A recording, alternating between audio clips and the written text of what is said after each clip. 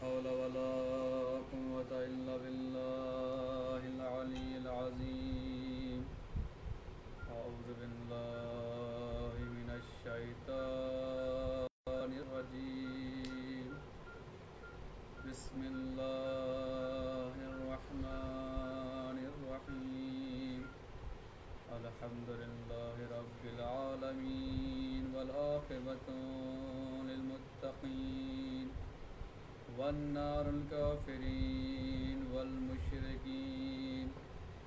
الصلاة والسلام على أشرف الأنبياء والمرسلين جد الحسن والحسين بالقاسم محمد وآله الطيبين الطاهرين المعصومين المظلومين ولعنة الله على أعدائهم أجمعين. أما بعد فقد قال رسول الله صلى الله عليه وآله وسلم بسم الله الرحمن الرحيم.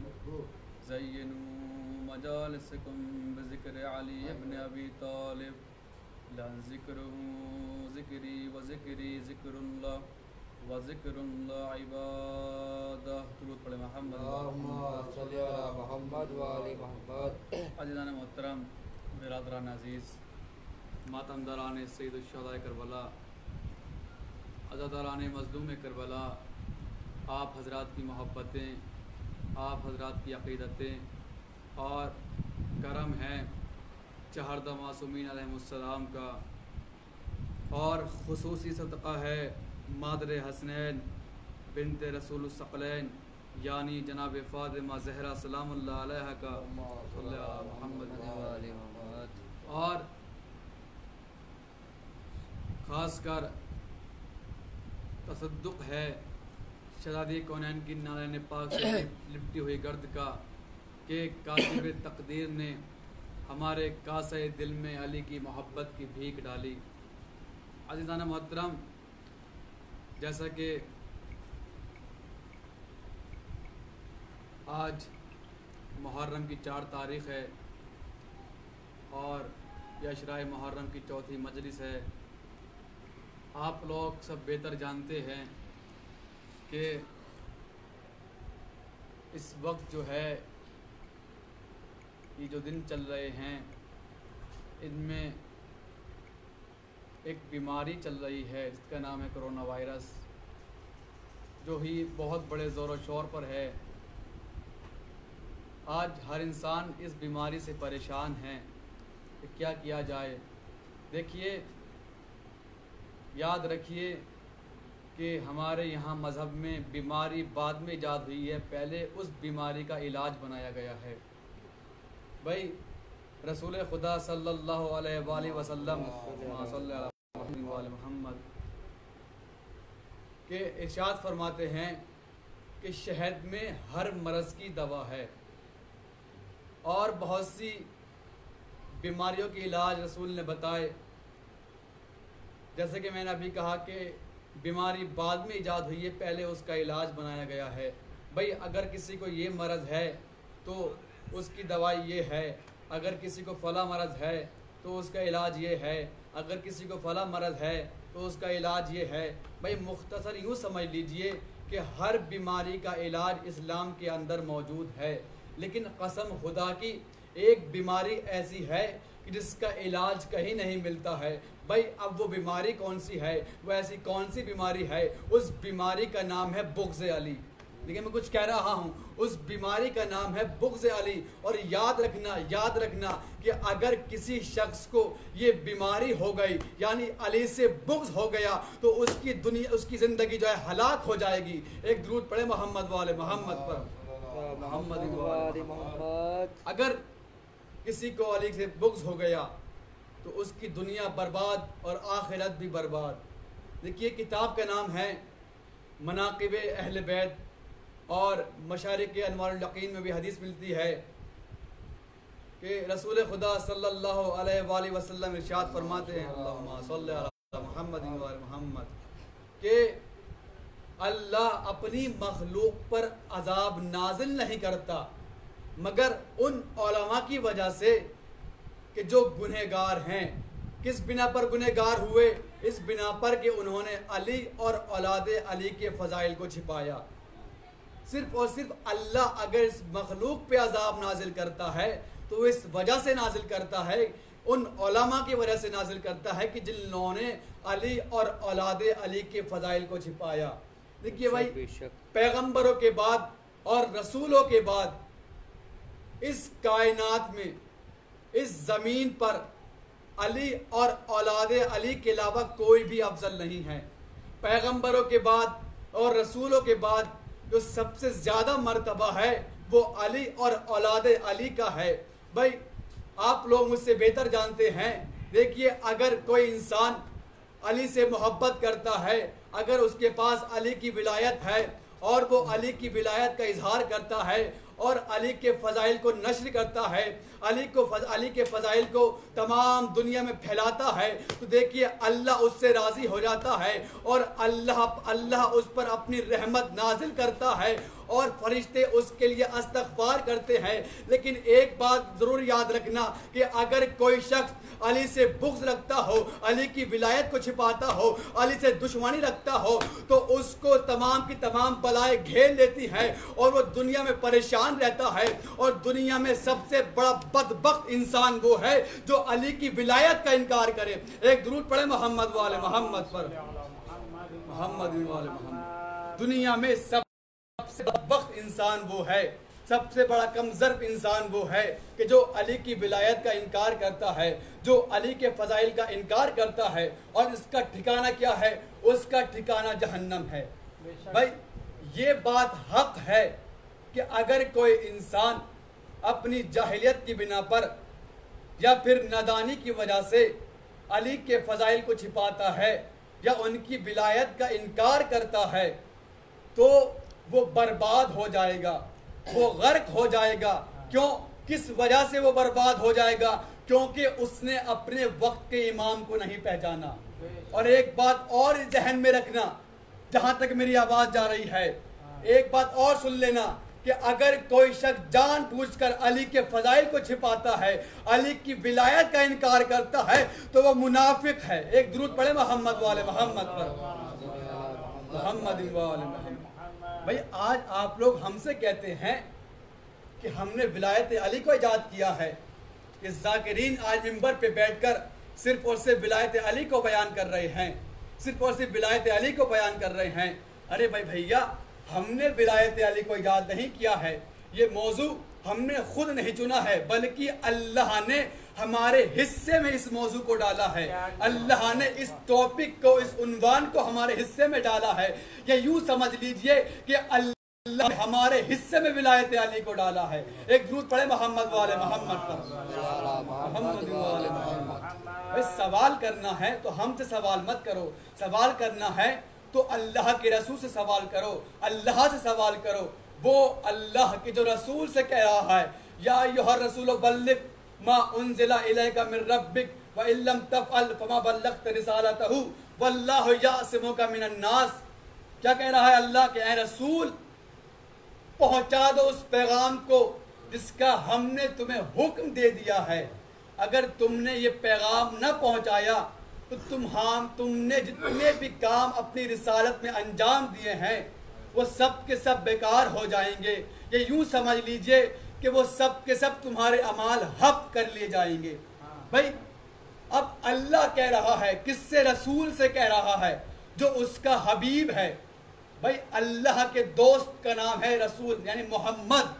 اس سے کہہ رہا ہے اللہ کہ اے محمد والے محمد، کہ اے رسول اگر تم نے یہ پیغام نہ پہنچایا تو تمہارے سارے اعمال حق کر لیے جائیں گے۔ بھائی یہ وہی اللہ ہے نا کہ جہاں پر کبھی رسول کو مزمل کہا، کبھی یاسین کہا، کبھی طہ کہا، کبھی مدثر کہا، بڑے بڑے پیارے القاب سے اللہ نے رسول کو پکارا ہے۔ لیکن جب علی کی ولایت کا معاملہ آیا تو وہاں پر اللہ نے پیار سے نہیں کہا بلکہ سخت لہجے میں کہا کہ رسول اگر تم نے علی کی ولایت کا اعلان نہیں کیا، اگر تم نے یہ پیغام نہیں پہنچایا تو تمہارے سارے کے سارے اعمال حق کر لے جائیں گے۔ بھائی آج لوگ ہم سے کہتے ہیں کہ تم ولایت علی کو بیان نہ کرو، تم علی کی ولایت بیان نہ کرو۔ اگر تم علی کی ولایت بیان کرو گے تو اتحاد میں کمی آئے گی، آج لوگوں میں فساد پیدا ہوگا، اختلاف پیدا ہوگا۔ اگر بھیا ایسا ہی تھا تو کیا معاذ اللہ رسول نہیں جانتے تھے کہ اگر میں نے علی کی ولایت کا اعلان کر دیا تو امت دو حصوں میں تقسیم ہو جائے گی؟ ایک درود پڑھے محمد والے محمد پر، محمد والے محمد۔ کہ رسول نہیں جانتے تھے کہ اگر میں نے ولایت علی کا اعلان کر دیا تو امت میں اختلاف ہو جائے گا، لوگ میرے دشمن ہو جائیں گے، لوگ علی کے دشمن ہو جائیں گے۔ اور بھیا اللہ خود 30ویں پارے میں جو پہلا سورہ سورہ نبا، اس میں ارشاد فرماتا ہے اما یتساءلون عن النبأ العظیم الذین هم فیہ مختلفون، کہ رسول تم سے لوگ سوال کریں گے بہت بڑی خبر کے بارے میں، عن النبأ العظیم۔ جب مولا کائنات علی ابن ابی طالب علیہ السلام صلی اللہ علیہ محمد سے اس آیت کی تفسیر پہنچی کہ مولا یہ عن النبأ العظیم کا مطلب کیا ہے، جس کے بارے میں لوگ سوال کر رہے ہیں اور آپس میں اختلاف برپا کر رہے ہیں، تو مولا نے کہا کہ اس خبر سے مراد ہماری ولایت ہے۔ تو بھائی جب اللہ خود قرآن میں کہہ رہا ہے کہ علی کی ولایت ایک ایسی چیز ہے، ایک ایسی نعمت ہے جس پر لوگ اختلاف کریں گے، بھائی تبھی تو اللہ نے رسول سے کہا تھا کہ رسول ڈرو مت، ہم تمہاری مدد کریں گے، جو پیغام پہنچانا ہے پہنچا دو، جس کا ہم نے تمہیں حکم دے دیا ہے وہ پیغام پہنچا دو۔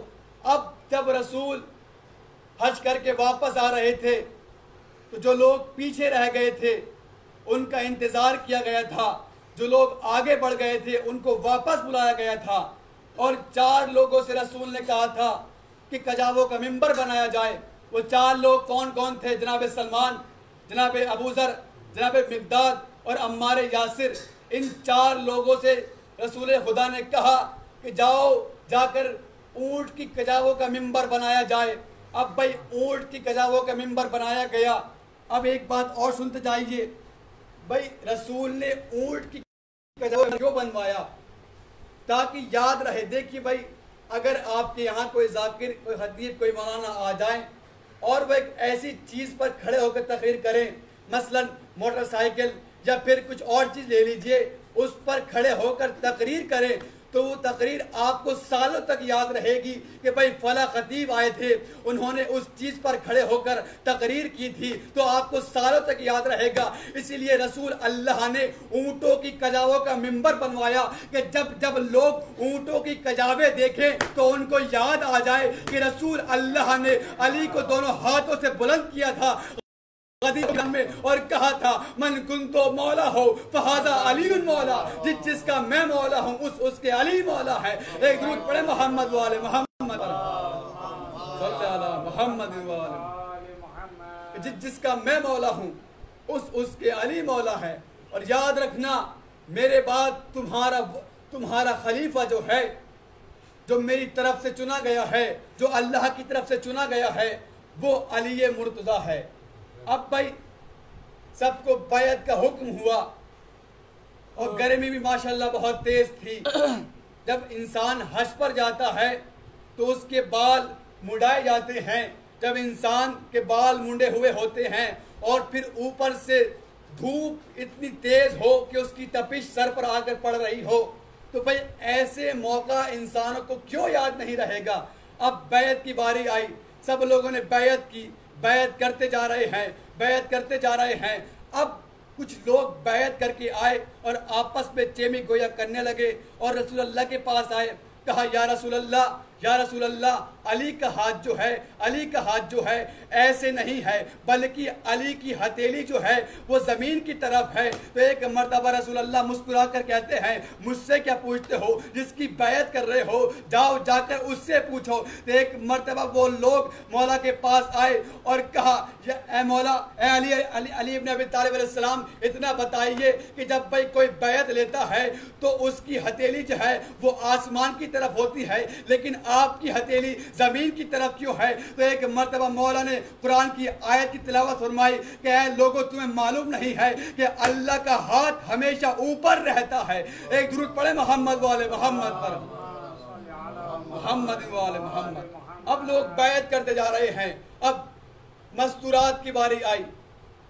ایک تشت میں پانی بھرا گیا، ایک طرف سے مولا کائنات نے اپنا ہاتھ پانی میں ڈالا، دوسری طرف سے جو عورت آتی جاتی تھی وہ اپنا ہاتھ پانی میں ڈالتی جاتی تھی اور کہتی جاتی تھی اے مولا آپ میرے ولی ہیں اور آپ ہمارے خلیفہ ہیں، آپ ہمارے مولا ہیں. اب سب بیعت کرتے جا رہے ہیں، سب بیعت کرتے جا رہے ہیں. اب غدیر کا میدان تھا، سب لوگوں نے بیعت کر لی. اب جب بیعت کر لی، علی کی ولایت کا اعلان ہو گیا. دیکھیے میں ہر مجلس میں ایک جملہ کہتا ہوا آیا ہوں کہ جو کربلا جو ایجاد ہوئی ہے وہ غدیر کے بعد ایجاد ہوئی ہے. ادھر غدیر خم کا میدان، ادھر علی کی ولایت کا اعلان ہوا، تمام ہو گیا. ادھر ثقیفہ میں میٹنگ جڑی کہ بھائی علی کو خلیفہ بنا دیا گیا ہے، تو ادھر خلیفہ اول جس کو خلیفہ بنایا گیا اسے لوگوں نے سب سے زیادہ بزرگ چنا تو اس کو خلیفہ بنا دیا گیا. اب جب وہ واپس اپنے گھر پر آیا تو اس نے گھر پر آ کر اپنے بابا سے کہا کہ بابا مجھے بزرگ مان کر لوگوں نے خلیفہ بنایا ہے. تو ایک مرتبہ اس کا باپ کہتا ہے کہ ذرا یہ بتا تجھے لوگوں نے بزرگ کیسے مان لیا؟ ارے ابھی تو تجھ سے زیادہ تیرا باپ بزرگ ہے، خلیفہ تو مجھے بننا چاہیے تھا. ایک درود پڑھے محمد والے محمد پر، محمد والے محمد. لیکن یاد رکھیے سب سے زیادہ جو اللہ کی طرف سے نعمت اتری ہے، جو عظیم نعمت ہے، اسے کہتے ہیں ولایت علی ابن ابی طالب علیہ السلام. قسم خدا کی ہم لوگ خوش نصیب ہیں. ہم لوگوں کو شکر ادا کرنا چاہیے کہ ہمارے حصے میں اللہ نے ولایت علی کو اتارا ہے، ہمارے حصے میں اللہ نے ولایت علی کو رکھا ہے. اور اللہ خود ارشاد فرماتا ہے کہ جب میں کسی بندے سے زیادہ خوش ہوتا ہوں تو اس کے دل میں ولایت علی کو اتار دیتا ہوں. بھائی ولایت علی کوئی معمولی چیز نہیں ہے کہ جیسے ہم لوگوں نے چاہا وہ کر لیا، اس کو مان لیا. نہیں، بلکہ اگر ولایت علی کو مانتے ہو تو اس کا اظہار بھی ضروری ہے. اس کو دل سے بھی مانو، زبان سے بھی مانو. صرف نام نہیں کہ ولایت علی کو مانتے ہیں، نہیں، بلکہ زبان سے اس کا اظہار ضروری ہے. جب تک ہم ولایت علی کو نہیں مانیں گے تب تک ہمارا ایمان مکمل نہیں ہو سکتا. ارے بھائی جب دین ہی ولایت علی کے بغیر مکمل نہیں ہوا، جب ولایت علی کے اعلان کے بعد دین مکمل ہوا ہے تو ہماری نمازوں کی کیا اوقات ہے کہ بغیر علی سے محبت کیے ہوئے قبول ہو جائیں. ایک درود پڑھے محمد والے محمد پر، محمد والے محمد. تو ولایت علی کوئی معمولی چیز نہیں ہے. بھائی ایک مرتبہ رسول خدا مولا کائنات علی ابن ابی طالب علیہ السلام کے پاس آئے صلی اللہ علیہ محمد والے محمد، اور آ کر مولا کو سلام کیا. مولا کائنات نے رسول کے سلام کا جواب دیا. مولا نے کہا یا رسول اللہ آج آپ بڑے خوش نظر آ رہے ہیں، بات کیا ہے؟ تو ایک مرتبہ رسول اللہ کہتے ہیں اے علی میرے پاس ابھی جبرائیل آئے تھے اور وہ کہہ رہے تھے کہ یا رسول اللہ اللہ کہتا ہے کہ قیامت کے دن علی اور اس کے شیعہ کامیاب رہیں گے. اب جیسے ہی مولا نے اس حدیث کو سنا مولا فوراً سجدے شکر میں گئے. اب سجدے شکر سے اٹھنا تھا تو ایک مرتبہ مولا نے کہا کہ یا رسول اللہ میں بھی تو سخی ہوں، میں نے اپنی آدھی نیکیاں شیعوں کے حصے میں دی. دیکھیں غور سے سنیے گا، مولا کائنات نے کہا کہ میں نے اپنی آدھی نیکیاں شیعوں کے حصے میں دی. اب اتنا سننا تھا کہ رسول اللہ نے کہا کہ اے علی تم نے آدھی نیکیاں شیعوں کے حصے میں دے دی ہیں. اس کے بعد جناب فاطمہ زہرا نے کہا اے علی مرتضیٰ میں نے بھی آدھی نیکیاں شیعوں کے حصے میں دی. اس کے بعد امام حسن نے کہا کہ میں نے بھی اپنی آدھی نیکیاں شیعوں کے حصے میں دی. اس کے بعد امام حسین نے کہا کہ میں نے بھی اپنی آدھی نیکیاں شیعوں کے حصے میں دی. جب ان چاروں نے آدھی آدھی نیکیاں شیعوں کے حصے میں دے دی تو ایک مرتبہ رسول اللہ کہتے ہیں کہ بھئی علی میں بھی تو تم سے زیادہ سخی ہوں, میں بھی اپنی آدھی نیکیاں شیعوں کے حصے میں دیتا ہوں. ایک مرتبہ آواز پروردگار آئی کہ اے پنڈتن پاک تو آپ لوگوں نے اپنی آدھی آدھی نیکیاں شیعوں کے حصے میں دے دی ہے. میں پروردگار میں خدا ہو کر وعدہ کرتا ہوں کہ قیامت کے دن اولاد زہرا کو بخش دوں گا. ایک درود پڑھے محمد والے محمد پر, محمد والے محمد. دیکھیے اولاد علی کی منزلت کو سمجھیے, شیعوں کی منزلت کو سمجھیے کہ شیعوں کی منزلت کیا ہے. بھئی وہ پنڈتن پاک کہ جن کے اعمال میں ذرہ برابر بھی ہم شک نہیں کر سکتے ہیں, وہ اپنی ہمیں آدھی نیکیاں دے رہے ہیں, وہ ہمیں اپنی آدھی نیکیاں دے رہے ہیں. بھئی آج ہم لوگ یہ حدیث پڑھتے بھی ہیں سنتے بھی ہیں کہ شہزادی نے وعدہ کیا ہے کہ جو حسین کے غم میں روئے گا اس پر جنت واجب ہے, اس کی بخشش میں کراؤں گی. شہزادی نے یہ نہیں کہا کہ میں اللہ سے بات کروں گی, اللہ اگر مان گیا تو نہیں, بلکہ شہزادی نے بخشش کرائی ہے حسین پہ رونے والوں کی. بھائی اس پہ دلیل کیا ہے؟ ایک مرتبہ رسول خدا, بس دو چار بات اس کے بعد رفتے مصائب, مولائے کائنات کی خدمت میں آئے اور آ کر کہتے ہیں کہ علی تم اور تمہارے شیعہ روز قیامت کامیاب رہو گے, اور علی اللہ تمہارے شیعوں کو اپنا دوست رکھتا ہے, اور صرف تمہارے شیعوں کو نہیں بلکہ جو تمہارے شیعہ ہیں جو ان کے محب ہیں ان کو اپنا دوست رکھتا ہے. اس کے بعد رسول خدا کہتے ہیں کہ علی جب روز قیامت ہوگا تو اس دن سب سے پہلے علی کے شیعوں میں سے ایک گروہ کو آواز دی جائے گی اور اس سے کہا جائے گا کہ جو کچھ تمہیں مانگنا ہے وہ اللہ سے مانگ لو. تو وہ لوگ اپنے اپنے ساتھ, روایت میں ہے کہ وہ لوگ اپنے ساتھ ایک آدمی یعنی ایک شیعہ اپنے ساتھ ہزاروں لوگوں کو جنت پہ داخل کرائے گا. اس کے بعد دوسرا گروہ کو حکم ہوگا, اب علی کے شیعوں میں سے دوسرا گروہ کھڑا ہوگا جو ایسا ہوگا کہ اس کے گناہ اور اس کی نیکیاں برابر ہوں گی. اس کو حکم دیا جائے گا کہ جو اللہ سے مانگنا ہے مانگ لو. اب وہ جو اللہ سے مانگیں گے ان کو دیا جائے گا. اب وہ گروہ کھڑا ہوگا کہ جس کے سب سے زیادہ گناہ ہوں گے, جو سب سے زیادہ گنہگار ہوں گا. اب وہ جب طبقہ کھڑا ہوگا تو ایک مرتبہ آواز پروردگار آئے گی کہ ان لوگوں کو لایا جائے جو علی سے بغض رکھا کرتے تھے.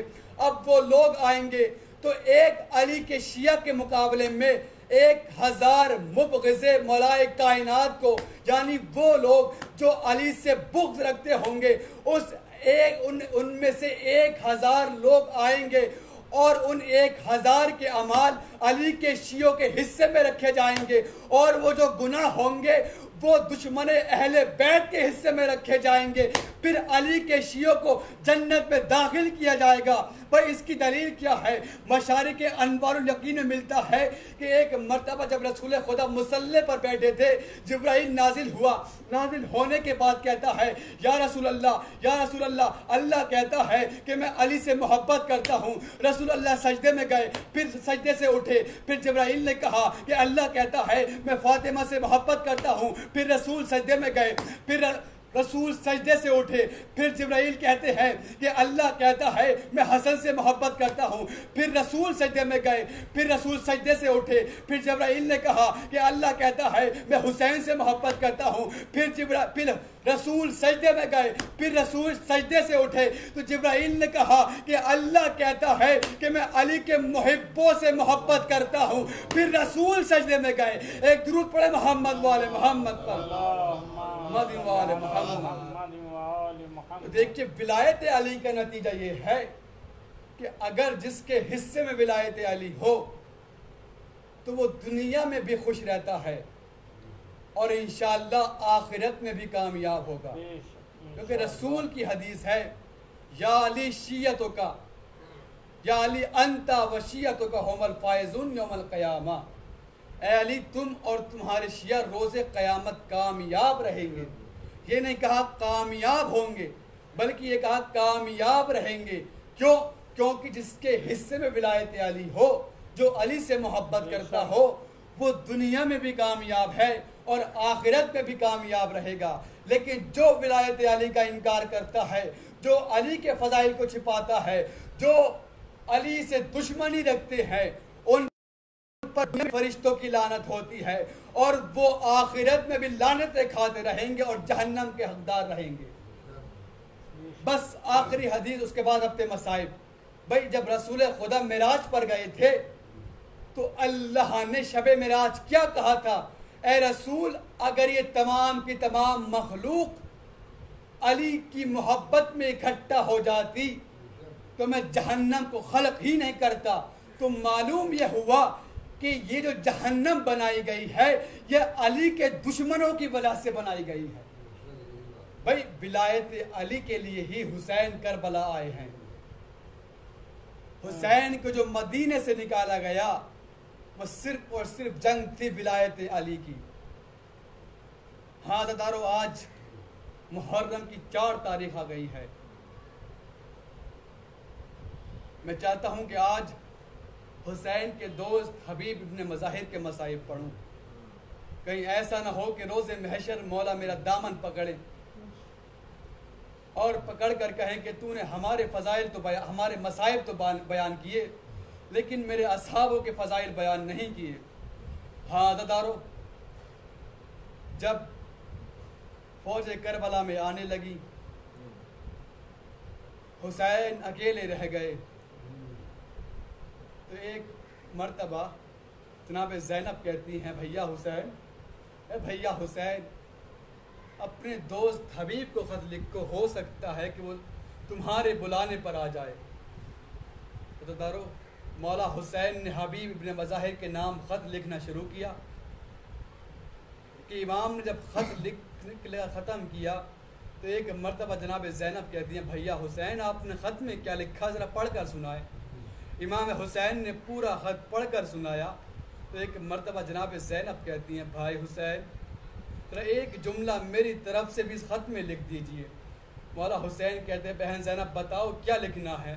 تو ایک مرتبہ جناب زینب کہتی ہیں بھیا حسین، اس میں لکھ دیجئے الا جال الا جال، اے حبیب ابن مظاہر جتنی جلدی ہو سکی اتنی جلدی آ جانا۔